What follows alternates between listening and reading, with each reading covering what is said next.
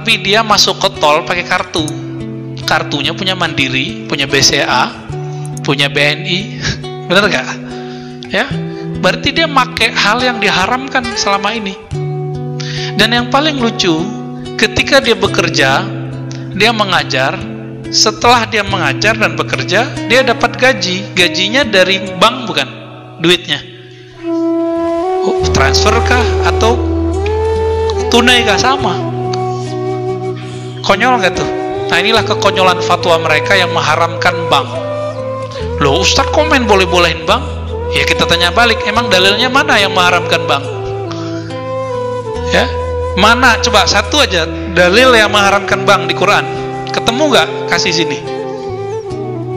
Oh, ditunjukin. Ahallallahul bai'a wa harramar riba. Allah halalkan bai, transaksi, dan haramkan riba. Itu yang diharamkan riba, bukan bank. Oh, berarti dia salah paham. Dikira bank itu pasti riba. Dikira ayat itu berbicara bank. Dia lupa bahwa ketika saya mengatakan riba, di situ adalah bank. Itu namanya penafsiran atau ijtihad. Bisa salah nggak? Bisa salah nggak? Bisa. Bahkan wajib salah, Pak. Saya udah cerita sebelumnya bahwa ulama Darul Ifta di Mesir tahun 82-83 mengharamkan bank. Berarti produk bank haram semua. Kredit rumah haram, kredit mobil haram. Tuh, makan haram tuh kalian ya. Gimana Pak? Mau? Bapak jujur aja, pernah ngeredit rumah kan? Ngeredit mobil, motor. Tuh, yang paling sederhana motor Pak ya. Padahal murah, ada duit tunai, nggak mau. Maunya tetap ngeredit.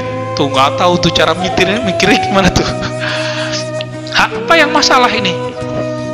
Ternyata sebelum tahun 90, Syekh Tontowi dan beberapa syekh-syekh yang lain yang mereka mufti-mufti di Mesir itu membolehkan produk-produk bank. Ramailah di zaman itu. Terjadilah pergolakan. Saya masih ingat di awal tahun 2000-an ya, terjadi perdebatan panjang di Indonesia ketika sosialisasi tentang bank syariah 2003 lah, 2002-2003. Karena bank itu difatwakan haram di Indonesia tahun 2003, Pak. Telat nggak? Ya, coba diingat-ingat nih. Mesir mengharamkan bank 82 atau 83. Kita ambil aja 83, oke? Indonesia baru mengharamkan bank 2003, oke. Apa yang mengejutkan? Di tahun 2003 itu Mesir sudah merevisi fatwanya. Kira-kira gimana Pak? Apa yang direvisi? Yang tadinya bank baik konvensional ataupun syariah sama mereka. Yang tadinya dianggap haram, sama dengan riba, itu dia dibatalkan. Bahwa bank bukanlah riba. Mengagetkan nggak Pak? Gimana? Ayo gimana? Cara memahami ini. Oh, berarti fatwa bisa berubah. Iya. Kenapa fatwa bisa berubah? Jika ijtihadnya berubah.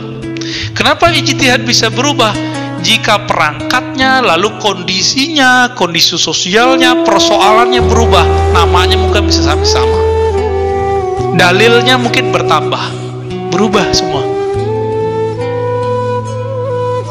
Ternyata dulu pakai hadis dhaif mengharamkan bank. Kullu qardin, ya. Semua pinjaman, ya, yang kemudian mendatangkan manfaat, fahuwa riba.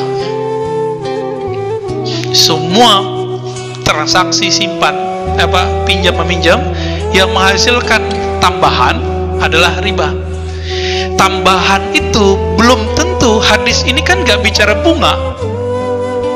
Udah gitu hadisnya tidak sampai derajat sahih. Paling tinggi hasan li ghairihi. Paling tinggi. Bayangkan Pak. Terus saya menghalalkan riba? Enggak, saya nggak pernah menghalalkan riba.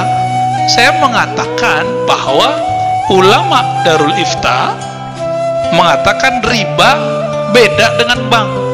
Bank bukanlah riba. Gitu.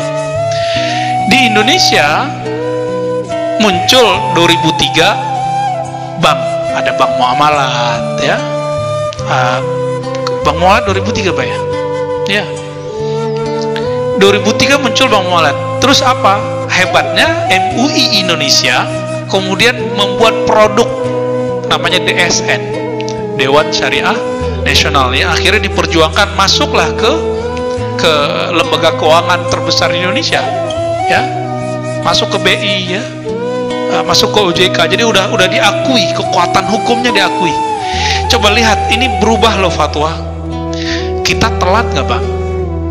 Mesir baru mengharamkannya 83, menghalalkannya 2003. Kita baru mengharamkannya.